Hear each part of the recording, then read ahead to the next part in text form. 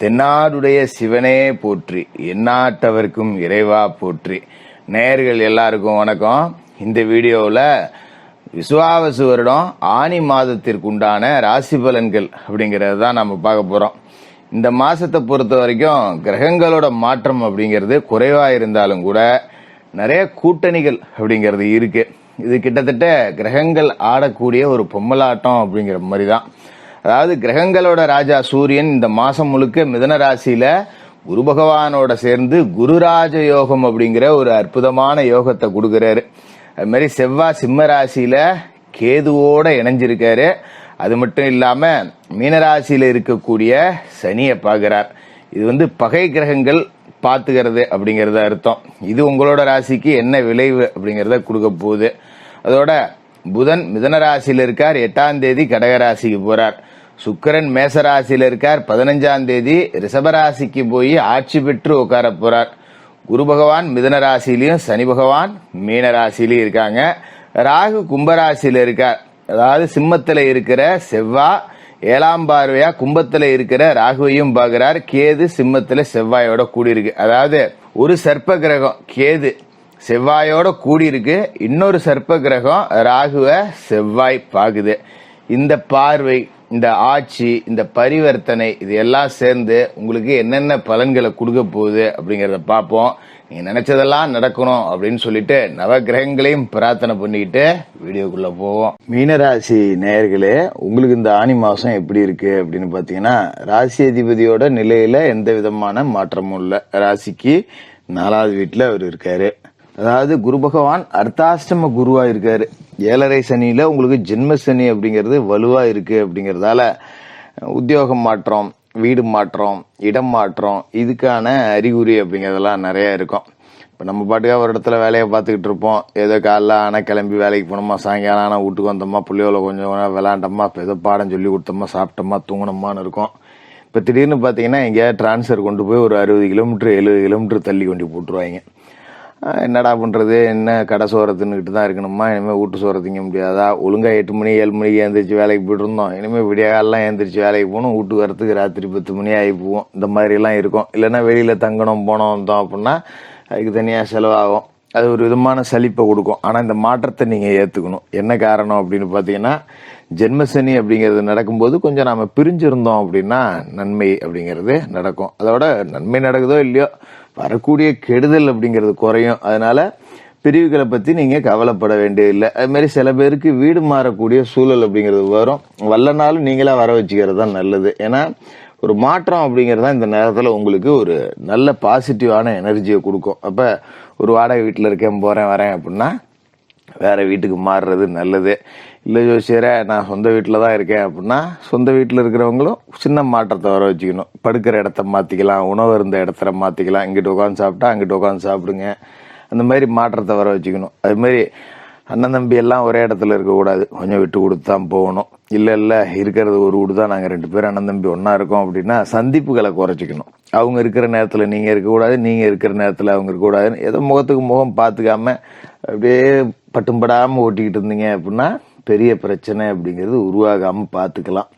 இது மாதிரி குலதெய்வ வழிபாடு, இஷ்ட தெய்வ வழிபாடு அப்படிங்கிறது ரொம்ப அவசியம். இந்த மாசத்தை பொறுத்த வரைக்கும் உங்களுக்கு குலதெய்வம் தெரியாதவங்க இஷ்ட தெய்வம் எல்லை தெய்வத்தை வணங்கலாம். இல்லை எனக்கு அப்படியெல்லாம் எதுவும் இல்லை அப்படிங்கிறவங்க விநாயக பெருமானை வணங்கலாம்.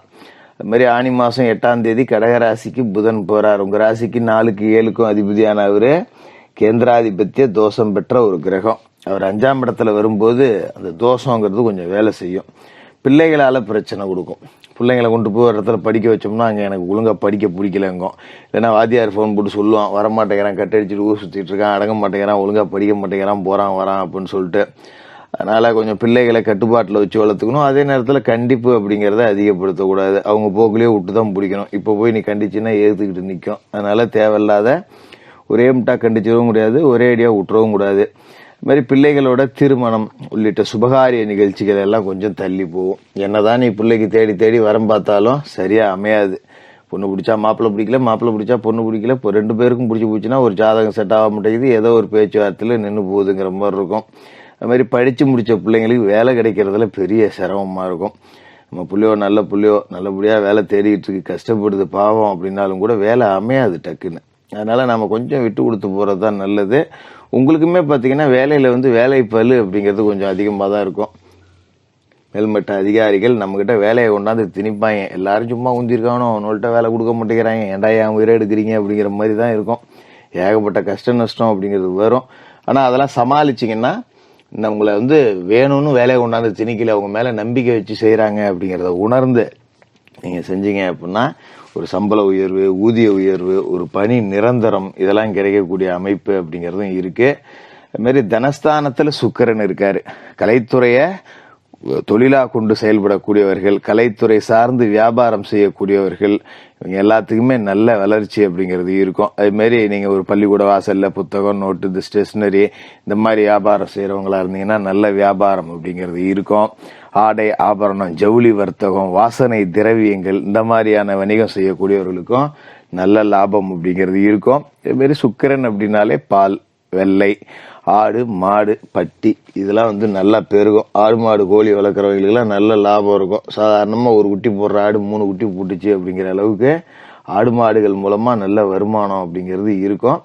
ஆனி 15ஆம் தேதி ரிஷபராசிக்கு சுக்கிரன் போய் ஆட்சி பெற்று உட்கார்றார். 3க்கும் 8க்கும் அதிபதியான அவர் 3ஆம் இடத்துல போய் ஆட்சி பெற்று உட்கார்றார். அப்படிங்கும்போது உடன்பிறப்புகள் வகையில் லேசாக கொஞ்சம் போட்டி பொறாமைகள் அதிகரிக்கும்.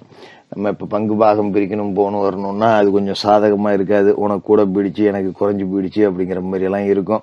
அதுமாரி அஷ்டமாதிபதியாகவும் சுக்கிரன் இருக்கிறதால நிறைய பயணங்கள் அப்படிங்கிறது இருக்கும். விலை உயர்ந்த பொருட்களை வாங்குறதுல ஆர்வம் காட்டுவீங்க. ஏகப்பட்ட நாள் வெளியூரில் தான் இருக்கிற மாதிரி இருக்கும். கடை சாப்பாடு தான் சாப்பிட்ற மாதிரி இருக்கும். அதனால உடம்பு கெட்டு போகிறதுக்கான உண்டான வாய்ப்பு அப்படிங்கிறது கூட இருக்குது. அதனால எங்கேயாவது வெளியில் பயணம் போனீங்க அப்படின்னா கூடுமான வரைக்கும் மாமிச உணவுகளை தவிர்த்துட்டு சைவ உணவுகள், அப்படி சாத்வீக உணவுகள் அப்படிங்கிறதுல கவனம் செலுத்துங்க. இல்லை வாய் கேட்க மாட்டேங்குதுன்னு எண்ணெய், காரம், கொழுப்பு, மசாலா, இந்த துரித உணவு அது இதுன்னு எதையாவது தின்னு உடம்பை கெடுத்துக்கூடாது, வயிற்றை கெடுத்துக்கூடாது. அதில் ஒன்றும் கௌரவ குறைச்சல் இல்லை. எங்கேயாவது வெளியூர் போகிறோம் அப்படின்னா வீட்டிலேருந்து ஒரு கட்டு சோறு கட்டி எடுத்துகிட்டு போயிடுறது நல்லது. நமக்கு நம்ம உடம்பு தான் முக்கியம். நேரம் சரியில்லை, நமக்கு வந்து இப்போ நவசோவையாக கடையில் பொறி திங்கிறேன்னு தின்னுவிட்டு அப்புறம் ஆஸ்பத்திரியில் போய் உட்காந்து கிடக்கக்கூடாது. அதில் கொஞ்சம் கவனமாக இருங்க. அதுமாரி பொருள் வாங்குறதுல ஆர்வம் காட்டுவீங்க. எங்கேயாவது வெளியில் போனோம்னா எதையாவது 4 பொருளை வீட்டு வாங்கிடுவீங்க. வீட்டில் அதால் சண்டை நடக்கும். இதுதான் ஏற்கனவே இங்கே கிடக்க, என்னத்துக்கு இதை வேற வாங்கி கொட்டுறேன் அப்படின்னு சொல்லிட்டு வீட்டில் தேவையில்லாத சண்டை நடக்கும். அதனால் ஒரு பொருள் வாங்குறதுக்கு முன்னாடியே அது நமக்கு அவசியமா, இல்லை அது ஏற்கனவே நம்மக்கிட்ட இருக்கா, இல்லை இது தரமாக இருக்குமா, 10 ரூபா விலை கம்மியாக கிடைக்குதுன்னு வாங்குறமே, வீணாக போச்சுன்னா என்ன பண்ணுறது, இதெல்லாம் 1க்கு 4 தடவை யோசிச்சு பார்த்து வாங்குங்க.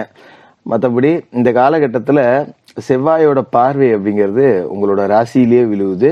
ராசிக்கு 12ஆம் இடத்துலேயே விழுவுது. அப்போ சனியை செவ்வாய் பார்க்குறாரு அப்படிங்கும்போது இது பகை கிரக பார்வை, அதுவும் ராசிக்குள்ளேயே நடக்குது. அப்படிங்கிறதால கொஞ்சம் நமக்கு அழகு சாதன பொருட்கள், விலை உயர்ந்த பொருட்கள் வாங்கக்கூடிய ஆர்வம் இருக்கும்.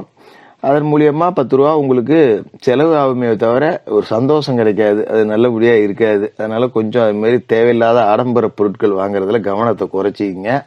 தேவையில்லாத செலவுகள் அப்படிங்கிறது வேண்டாம். அதுமாரி இடம் பூமி வாங்கணும் அப்படின்னு போகணும் வரணும் அப்படின்னா அது கொஞ்சம் தள்ளி போடுங்க. இப்போ எதுவும் பத்திரப்பதிவு, போக்குவரத்து எதுவும் வேண்டாம். ராசிக்குள்ளே இருக்கிற சனியை செவ்வாய் பார்க்குறாருன்னா கணவன் மனைவிக்குள்ளேயே சண்டையை மூட்டு விட்டுருவாரு. அதனால் கொஞ்சம் விட்டு கொடுத்து போகிறது அப்படிங்கிறது தான் நல்லது.